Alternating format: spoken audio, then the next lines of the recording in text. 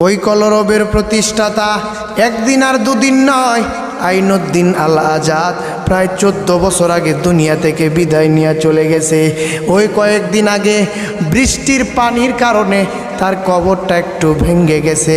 লোকজন গিয়া কবরের পাশে দাঁড়ায় দাঁড়ায় দেখতেছে ওই 14 বছরের আগের লাশ এখনো পর্যন্ত যেমন ছিল তেমনই আছে। কেমন বড় আল্লাহর কুদরত! এর মানে বোঝা গেল শহীদদের লাশ পচেও না, গলেও না।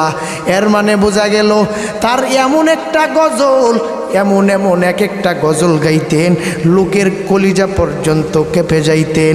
এখনো পর্যন্ত তো কলরবের মধ্যে গজল আছে, আইনুদ্দিন আল আজাদের মতো গাইতে কেউ পারে না।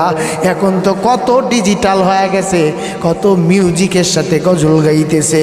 এরে বাবা, দরদ নাই, ফিকির নাই, তার মধ্যে এমন এমন গজল